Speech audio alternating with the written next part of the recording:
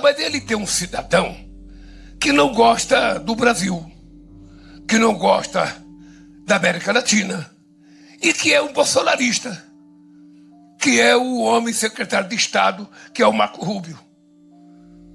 Ele não gosta. Eu disse para o Trump, esse moço não gosta do Brasil. Não gosta, ele é um anti-latino-americano. Minha esposa não tem contrato milionário com o Master, eu não veio de rachadinha, eu não roubei aposentados. Então, assim, eu faço isso até mesmo para poder me resguardar dos processos que a esquerda move contra mim, né? Porque falar a verdade de hoje custa e custa muito caro. E o meu salário de deputado não paga isso. E eles usam exatamente para poder tentar calar minha boca, me pressionando financeiramente, mas não vão. Então, assim, não tem um porquê eu ocultar meu patrimônio. Eu teria vergonha era de ter uma bolsa de 27 mil reais e declarar só 15. Ou ser o presidente da república, meu patrimônio diminuir. Imagina. Quando cheguei lá, meu filho, menino, não ficou um banco lá dentro.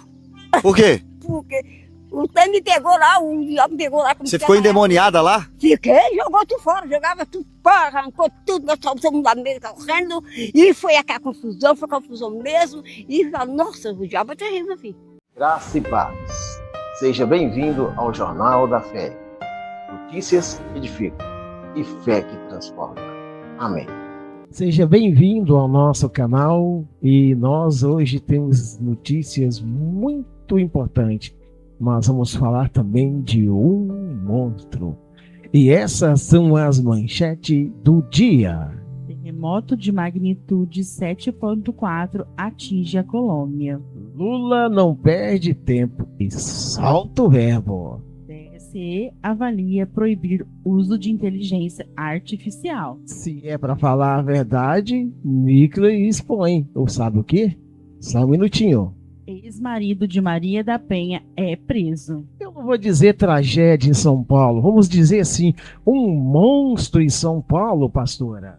Testemunho, ex-espírita relata passado em terreiro. Eu sou o profeta pastor Marconi Silva. E eu sou a pastora Juliana Silva. Juntos estamos com mais uma edição do Jornal da Fé. Não perca tempo, vai aí, clica, dá um like, se inscreve no nosso canal, venha ser membro.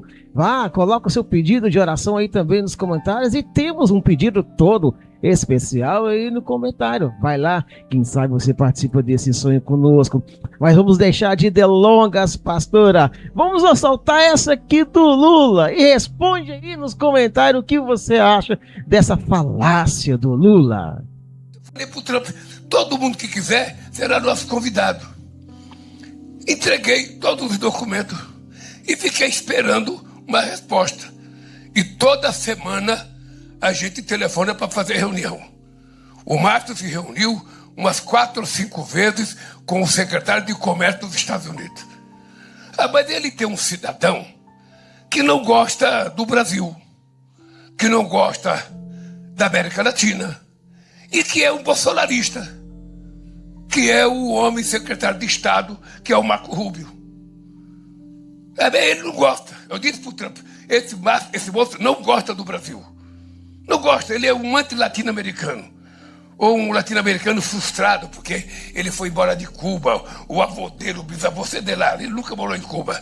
Mas ele foi embora, ele é um descendente de cubano de Miami. Então ele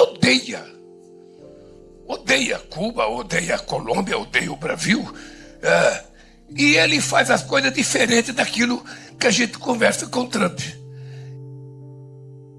Mas existe também uma contradição interessante. Lula critica duramente Marco Rubio, enquanto fala de Donald Trump de maneira diferente. O que isso demonstra?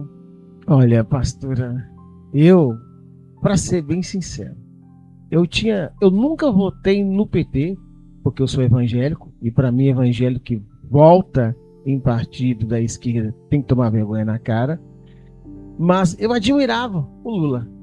Hoje eu vejo o Lula com todas as falácias que, sim, não tem nexo para você acreditar, como essa aí do secretário dos Estados Unidos e outras mais.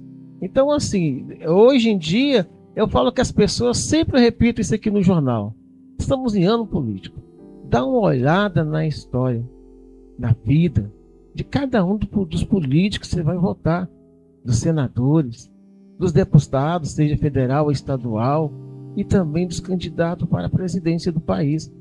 Lembre-se, se tem algum mau elemento, que em política é difícil você tirar quem é bom, lá o culpado somos nós mesmos que colocamos essas pessoas lá, seja quem for.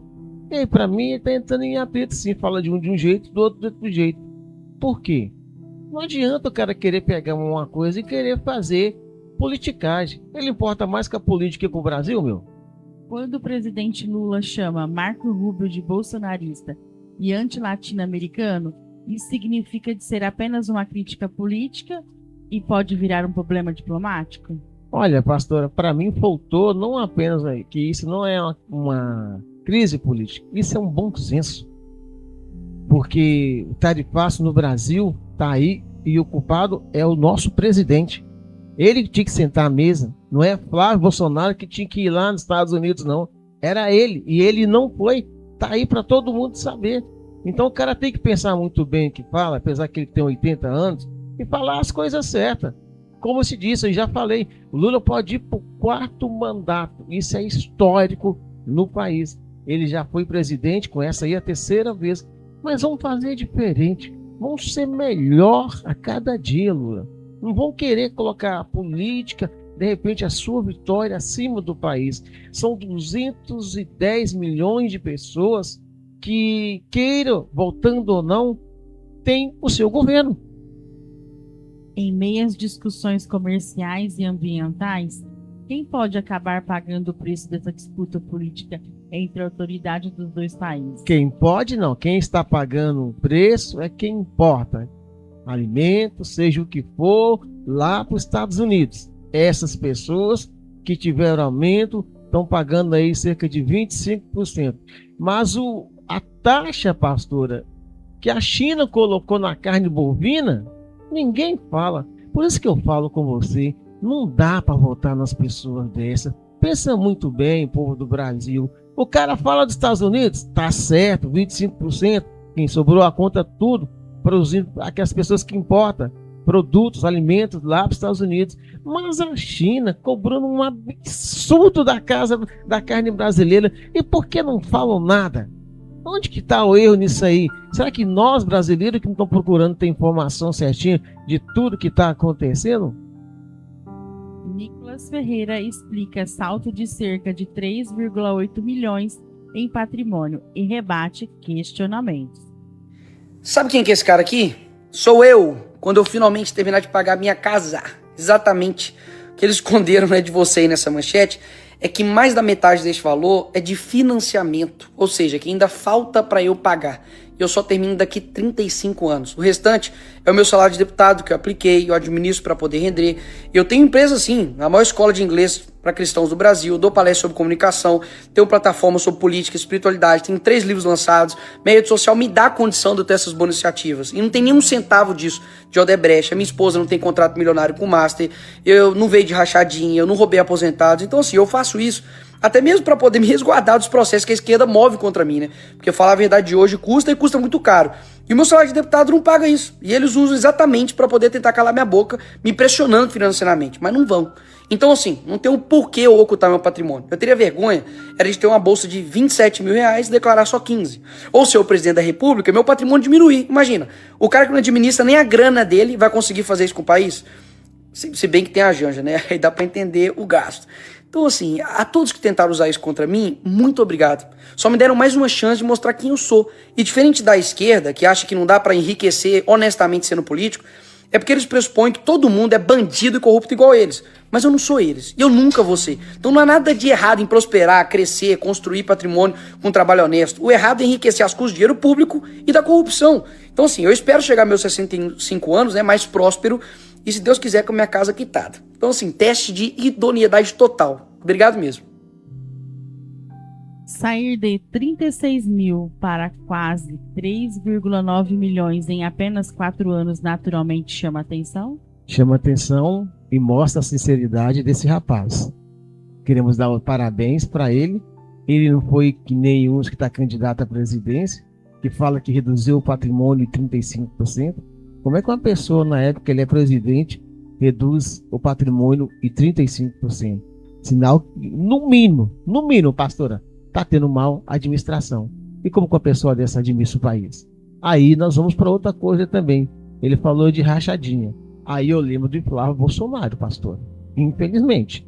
Por isso que eu falei, eu não sou de esquerda nem de direita. De um lado tem Lula que reduziu o patrimônio em 35%. Do outro lado nós temos Flávio Bolsonaro que as rachadinhas inexplicáveis.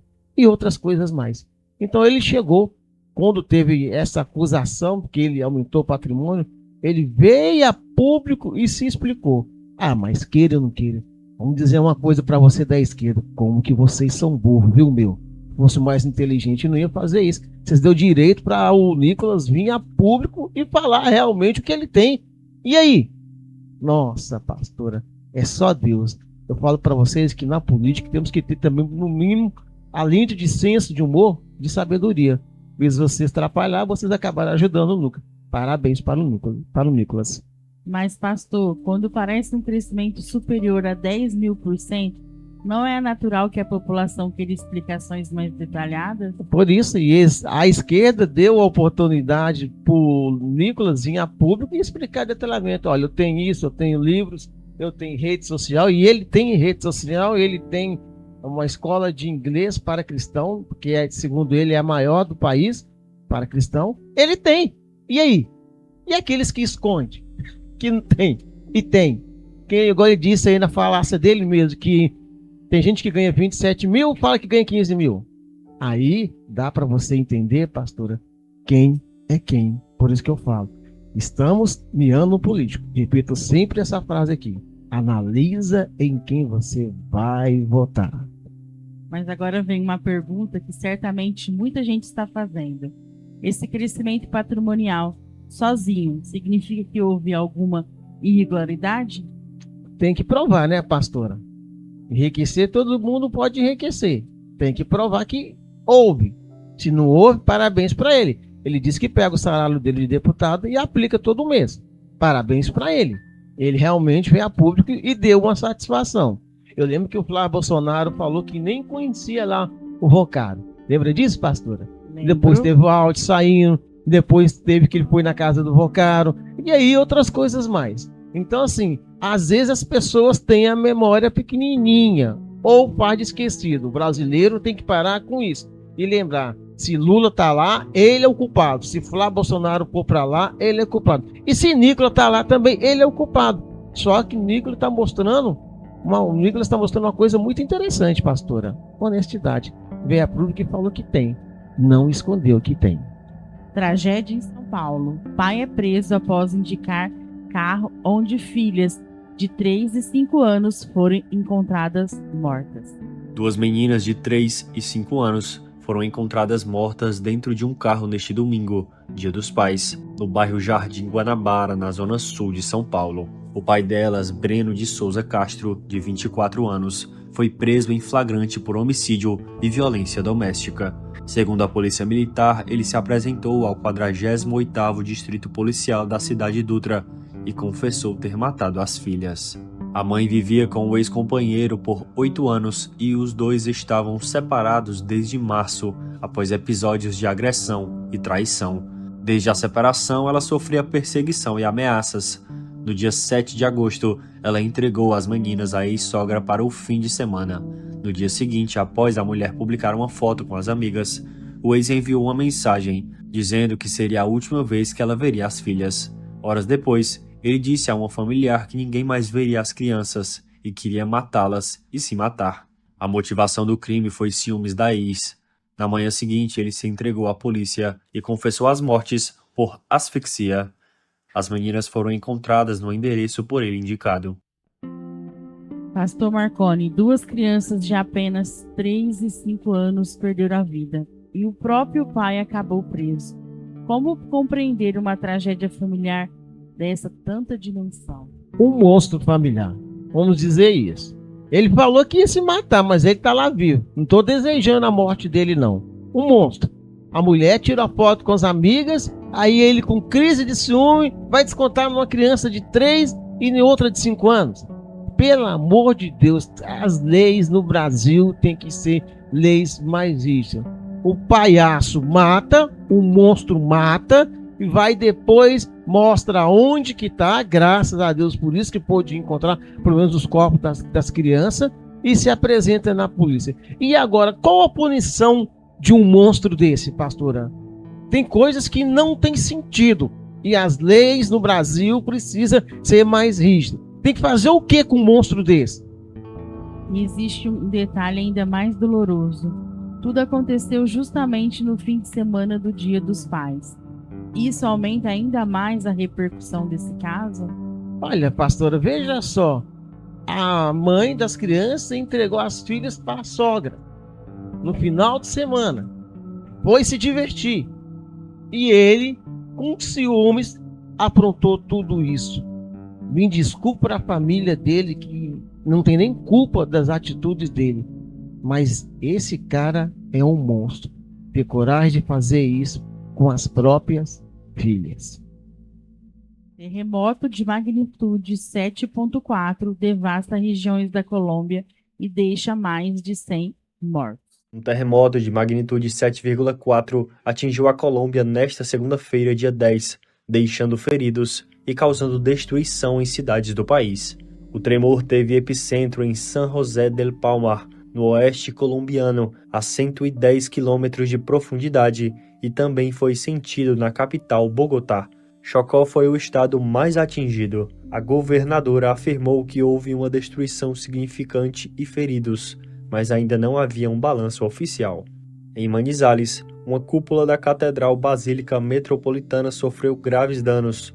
Em Pereira, foram registrados graves danos e feridos, enquanto vídeos mostram prédios que desabaram em Cali.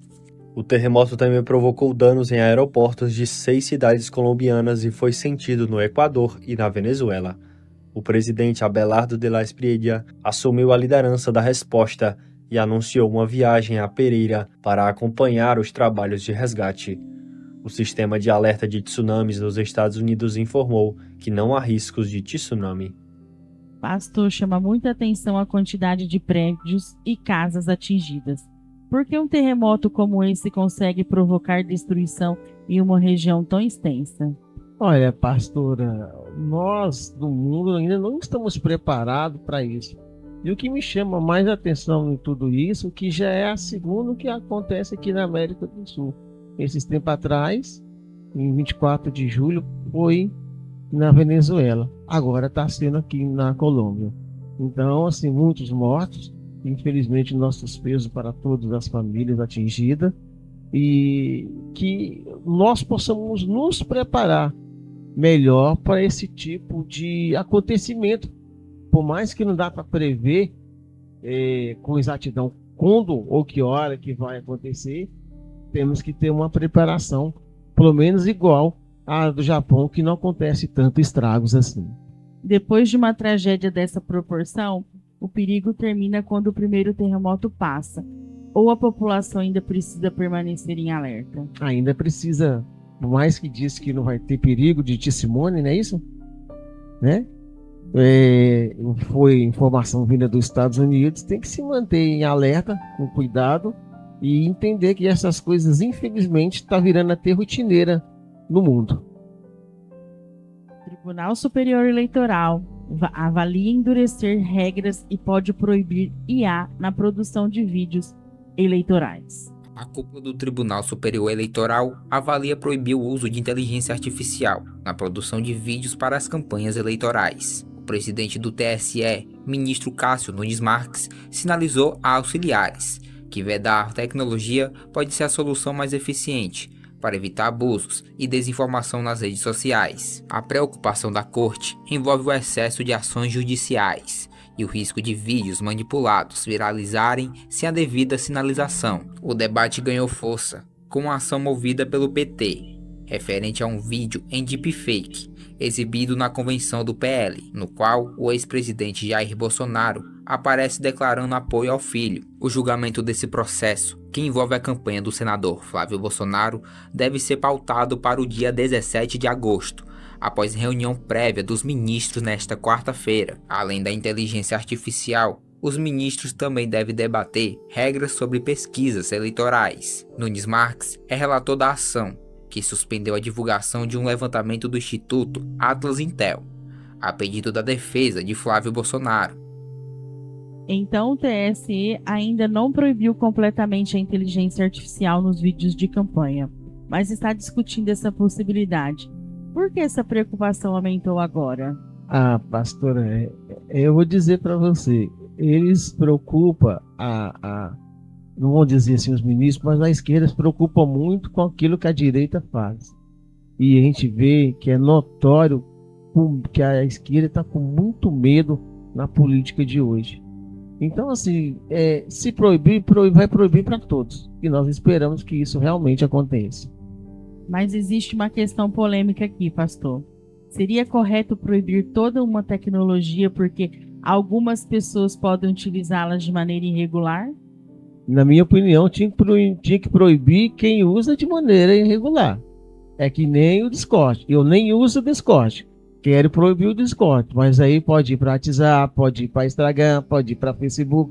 O que aconteceu no Discord foi legal? Não. Morreu uma adolescente de 13 anos. Isso não é legal e tem que ter mecanismo para tentar coibir esse tipo de situações e também prender criminalmente, julgar também essas pessoas que cometeram esses atos. Agora, você tirar uma tecnologia por uma ou outra pessoa sair errado, então não vai ter mais motorista, não vai ter mais carro porque o fulano dirigiu, bebeu e matou. Não vai ter mais carro porque o fulano dirigiu dobrado. Então, tipo assim, não é o carro que é o problema é quem dirige. Não é o problema, pastora, a tecnologia. O problema é de quem usa. E essa proibição realmente avançar, poderemos ter uma campanha eleitoral completamente diferente nas redes sociais, né? É verdade, podemos ter, e infelizmente, eu considero isso uma regressão. É o Brasil com um passo atrás, vez andar com passos largos para frente. Ex-marido de Marinha da Penha é preso após descumprir medida protetiva ao falar publicamente sobre o caso. Marco Antônio Heredia Viveiros, ex-marido de Maria da Penha, foi preso neste domingo, dia 9 de agosto, em Natal, Rio Grande do Norte, por descumprimento de medidas preventivas. O motivo, uma entrevista que deu à TV Record sobre a ex-esposa e as filhas. Maria da Penha é a mulher que inspirou a lei de combate à violência doméstica no Brasil, que completou 20 anos na sexta-feira passada. Em 2024, um juiz de Fortaleza proibiu Viveiros de divulgar informações sobre o processo e de propagar o nome ou a imagem de Maria da Penha e das filhas em qualquer meio digital. O descumprimento dessa ordem judicial resultou em sua prisão. A entrevistada foi anunciada para o programa Domingo Espetacular da Record. Segundo o Ministério Público, as chamadas publicadas em redes sociais violaram a medida judicial. Um juiz de Fortaleza acolheu o pedido de prisão de Viveiros. A TV Record foi determinada a remover o conteúdo do ar e está proibida de veicular a reportagem. Mas aqui parece uma discussão delicada, pastor. Como fica a liberdade de uma pessoa conceder entrevista e apresentar sua própria versão dos acontecimentos? Olha, pastora, foi investigado na época. Ele espancou não só a mulher, mas também as filhas. Criou-se uma lei com o nome da esposa, ex-esposa dele. Ele sabia que não poderia, pastora, dar entrevista. Ele não tem direito de fazer isso. Passa a borracha por cima, meu amigo. Você aprontou, você errou, fez errado, sabia que não podia fazer e fez. Parabéns pro juiz. Prendeu esse indivíduo de novo. E essa prisão aconteceu justamente quando a lei da Maria da Penha completa 20 anos. Acaba tornando o episódio ainda mais simbólico, né? Não só simbólico, pastor, mas real no cotidiano de nós brasileiros. Quantas mulheres foram espancadas, apanharam, morreram nos últimos tempos? E aí, vamos dizer o que, pastora? Ex-espírita relata passado em terreiro e testemunha transformação. Jesus me libertou. Como é que a senhora chama? Luísa, Qual a sua religião? sou evangélica, em nome de Jesus. A senhora crê em Jesus como seu salvador? Sou, creio que ele me salvou. Mas a senhora sempre foi evangélica? Não, eu até uns anos atrás eu era espiritismo. Você era do espiritismo? Eu era, nós mexíamos, botava baralho dos outros, já viajava pro mundo fora, botando baralho e tudo. E Lia a mão das pessoas? ia. Aí um dia eu tô no meu portão lá, sozinha lá, abri um núcleo de sabe? Da igreja universal, assim, foi minha casa assim. Eu estava sozinha, eu falei, sabe essa coisa? Hoje eu vou ali. Saí, cadê? Fechei a porta, saí, fui lá. Entrei lá dentro, quando cheguei lá, meu filho, menino, não ficou um banco lá dentro. Por quê? Porque o trem me pegou lá, o diabo me pegou lá. Você ficou endemoniada lá? Fiquei, jogou tudo fora, jogava tudo fora, arrancou tudo, nós estávamos lá meio correndo, e foi aquela confusão, foi confusão mesmo, e falou, nossa, o diabo é terrível, filho. Ele estava comigo. Mas foi liberta? Fui, graças a Deus. Ela... O Senhor me libertou, fui para aí, saí do Nuco, fui para a igreja do Nuco, que é lá perto de nós lá, sabe? Mas depois disso, nunca mais a senhora ficou endemoniada, nada? Nunca mais, eu bebia, fumava, mas nunca mais vi sem, nem gosto que fala. Agora só serve a Jesus. Só Jesus. Tem medo do diabo? Não. E qual mensagem esse testemunho deixa para nós cristãos que está acompanhando? A transformação. A mudança do que ela era e do que ela é hoje. Não temos nada contra a religião nenhuma. Quero deixar isso bem claro aqui antes que venha algum mal educado e escreva algumas coisas no comentário. E sempre encontramos. Quando não é esquerdista, é da direita, até mesmo em termos de religião. Estamos dando aqui a nossa opinião. E a nossa opinião é que Jesus a transformou. Da mesma forma que pode transformar você que está aí do outro lado. Deixo esse testemunho como exemplo, pensamento do dia para você. Você já parou para pensar no que Deus pode fazer na sua vida? Você já parou para pensar no que Deus pode mudar na sua vida? Então não perca tempo, vai lá nos comentários, temos um pedido todo especial, é um sonho. Quem sabe você participa conosco. Se inscreve no nosso canal, dê o seu like, para nossos vídeos e lembre-se, amanhã nesse mesmo canal, nesse mesmo horário, eu e a pastora Juliana estamos de volta com mais um Jornal da Fé. Fiquem na paz, pois com ela estamos indo embora.